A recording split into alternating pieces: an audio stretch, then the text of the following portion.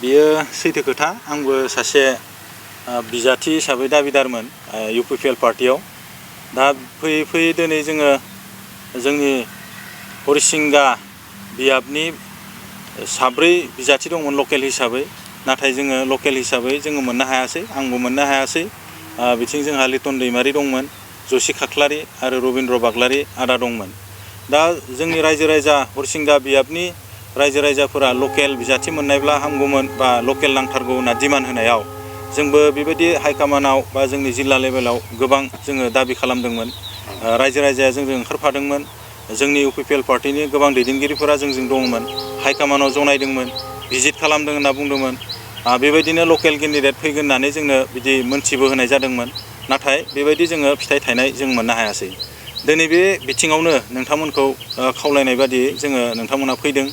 बेवहाय आङो बेखौनो बुंनो सानदों जे जोङो फैबाय थानाय समाव जि नैबे 22 अक्ट' सेप्तेम्बर दानाव इलेक्सन जानो थांगासिनो दङ, बेवहाय जोंनि लकेल बिजाथि मोनै हिसाबै जोङो UPPL हान्जाखौ दिनै जोङो UPPL हान्जानिफ्राय रिजाइनेसन लेटार लिरदों। फ्राय जोङो दिनै बेयाव 100सो दङ आरो गाबोननि समावबो माखासे मानसिफोरा जोंनि बिबानगिरि बा जोंनि सापर्टार बा जोंनि बिबानगिरिफोरा रिजाइनेसन होगोन। दा दिनै जोङो 100नि खाथियाव दिनै जोङो रिजाइनेसन होगोन। बेनो जाहैबाय थांखिया, जोंनो सन्जय स्वर्गियारिखौ नाङामोन आरो जों थांनाय समफोरावबो बुंदोंमोन बिनि बेबहार पार्टिया मोजां नङा। आरो थांनाय समाव जि 2020 मायथाइनि 27 जानुवारियाव सुक्ति जालांबाय, बे सुक्तिनि थाखाय रायजो राजाफोरा बेखौ सिनाय मोनियाबो भट होनानै देरहासार खालामनानै हरबाय। नाथाय बिनि बेबहार पार्टिखौ मोजां मोनैनि थाखाय रायजो राजाया दिनै बेखौ सिङाव रावबो मोजां मोना। बेयो सैथो खोथा। बयबो रायजो राजाफोरा दिनै बिनि उत्तरखौ होगोन। आरो थांनाय समफोराव जोंनि जायफोर दाबिदार साब्रै केन्डिडेटनि जकार होननानै बुंदोंमोन बिथाङा, मानि थाखाय जकार आं दिनै बुंसिगोन बेखौ। बिथाङा मानि थाखाय जकार, थांनाय समाव बियो जोंनि UPPL सरकारखौनो बियो माने केस होदोंमोन फ्ल'र टेस्ट नायनो थाखाय। बेखौ बियो उइद्र'बो खालामाखै दिनैसिमबो। हयथ' हाइकामाना दिनै लाजिनानै उइद्र' खालामबाय होनना बुंनोबो हागौ, नाथाय आंनि मिन्थिनायाव उइद्र' खालामाखै। आरो बे मोनसे थांबाय। आरो मोनसेया जाहैबाय बियो बिथाङा रिजाइन होदोंमोन EM मोननैनि थाखाय। बे रिजाइनेसनखौबो बियो उइद्र' खालामनानै लादों। अब्ला सोर जकार? गावसो लाजिनांगौमोन नङा होमबा? रायजो राजा बा गुबुन गुबुन जायगाफोराव थांनानै बियो आं इलेक्सन गेलेला मा गेलेला बेबायदि बुंथिंबाय थानायाव जोंनि रायजो राजाफोरा माने लकेल केन्डिडेट मोनोब्ला जागौमोन होननानै बेबायदि दाबि खालामदोंमोन। आरो बिथाङा जोंनि उदालगुरि बासिबो नङा आरो जोंनि BTRनि बासिबो नङा।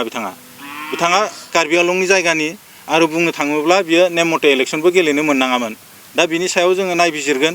बिनि तथ्यखौ जोङो RTI होनानैबाबो जोङो नायगिरनो थाखाय दायो थियारि जानानै दङ। माबायदि जागोन बेखौ जोङो नायगोन आरो बिनि बेबस्थाखौ जोङो लानाय जागोन। दा बिनि सायावहा जोङो रायजो राजा आरो जोंनि खुद्रिसारनायखौ जोङो दिनै दिन्थिदों आरो फैबाय थानाय समाव जोङो गुबुन पार्टिखौबाबो जोङो देरहाहोनायनि जोङो थांखि लादों। आरो जोङो रायजो राजाफोरा जोंखौ निस्सय सापर्ट खालामगोन, मानोना बेयो गुबुन जायगानि आरो बिथाङा बेबहार पार्टिया मोजां नङा। बिनि थाखाय जोङो रायजो राजाफोरजों सावरायगासिनो दङ। जोङो बबे पार्टियाव थांगोन, बबे पार्टिखौ सापर्ट खालामगोन बेखौ जोङो साननैसोनि उनाव जोङो मोनथिगोन।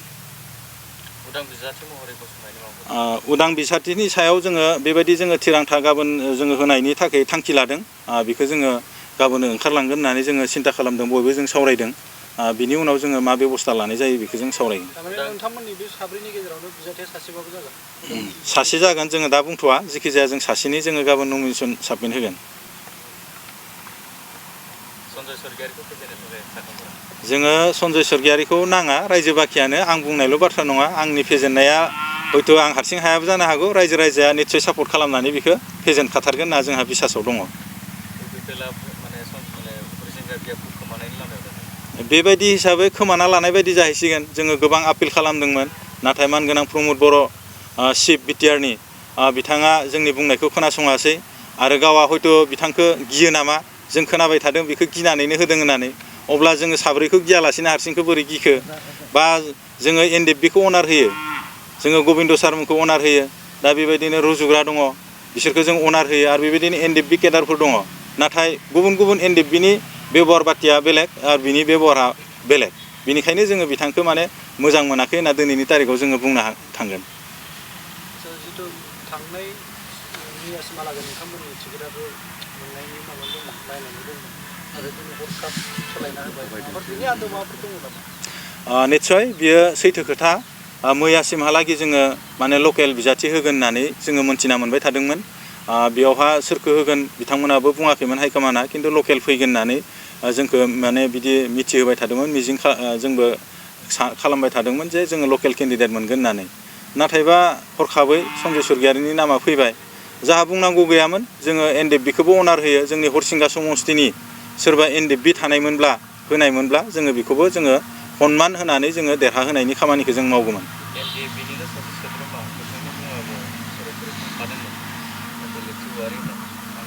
निस्सय बिथाङाबो जोंजोंनो बेबायदि गामियाव थानानै जोंनि गामि खाथिनिनोमोन बेयावनो जोंजों स्कुल मोनसे आंनि गामि खाथियावनो दंमोन बेयाव फरायोमोन बिथाङाबो बिदि हिसाबै रायजो राजाफोरा बेखौ मोनबाबो सन्तुष्ट जागौमोन होननानै जोंनि सिगाङाव खावलायदोंमोन आरो जोंबो बिथांखौबो सापर्ट खालामगौमोन फैनाय मोनबा बिलिरथि वारि